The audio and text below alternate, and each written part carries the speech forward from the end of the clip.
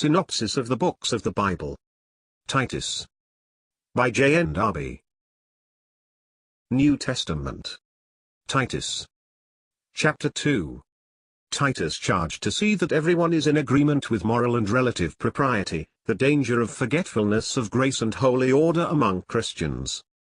Titus, who was not only to appoint others for the purpose but, being clothed with authority, was himself to watch over the order and moral walk of the Christians, was charged, as is the case throughout these three epistles, to see that everyone, according to his position, walked in agreement with moral and relative propriety, an important thing, and which shelters from the attacks of Satan, and from confusion in the assembly.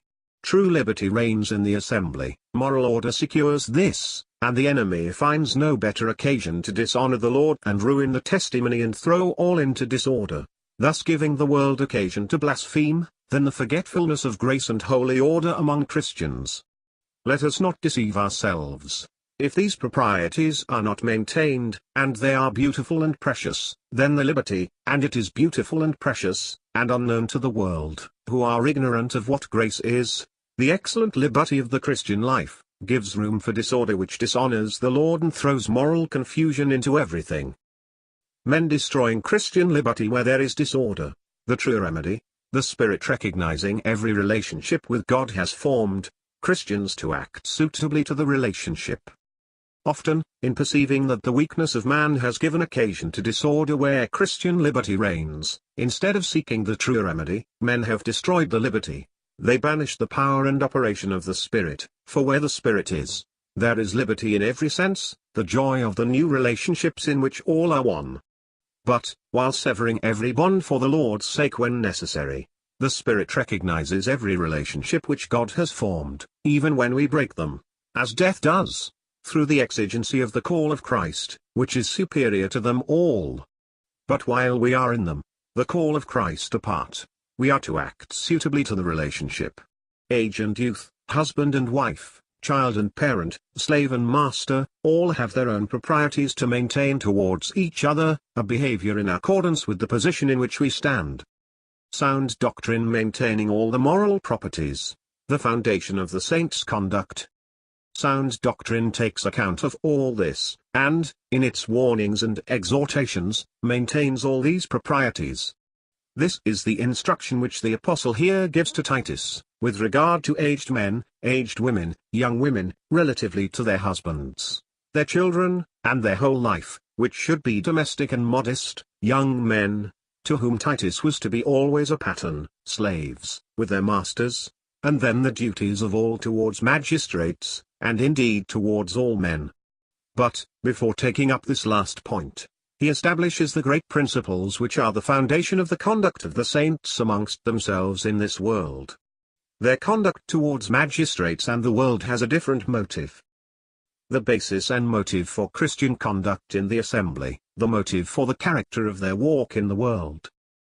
The conduct of Christians, as such, in the assembly has for its basis and motive the special doctrines of Christianity. We find these doctrines and motives in Titus 2 verses 11 to 15, which speaks of that conduct. The particular motive for the character of their walk, with regard to the world, we find in the third and following verses of Titus 3. A summary of Christianity is a practical reality for men, God's grace bringing salvation. Titus 2 verses 11 to 15 contains a remarkable summary of Christianity, not exactly of its dogmas, but as a practical reality for men. Grace has appeared. It has appeared, not limited to a particular people, but to all men, not charged with temporal promises and blessings but bringing salvation. It comes from God to men with salvation. It does not expect righteousness from men, it brings salvation to those that need it. Precious and simple truth, which makes us know God, which puts us in our place, but according to the grace which has overleaped every barrier in order to address itself, in the sovereign goodness of God, to every man on the earth. Perfect instruction with regard to our walk in this world. Having brought this salvation, it instructs us perfectly with regard to our walk in this world, and that in relation to ourselves, and to other men, and to God. Renouncing all ungodliness, and all lusts that find their gratification in this world, We are to bridle the will of the flesh in every respect and to live soberly. We are to acknowledge the claims of others and to live righteously. We are to own the rights of God over our hearts and to exercise godliness. Our future enlightened by grace. But our future also is enlightened by grace. It teaches us to wait for the blessed help and the appearing of the glory of our great God and Saviour Jesus Christ. What grace does, what Christ has done. Grace has appeared. It teaches us how to walk here below, and to expect the appearing of the glory in the person of Jesus Christ himself. And our hope is well founded.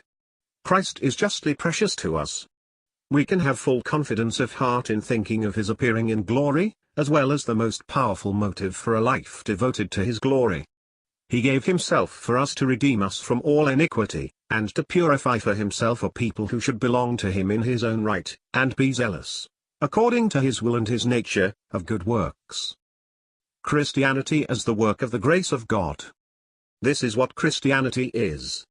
It has provided for all, the past, the present, and the future, according to God.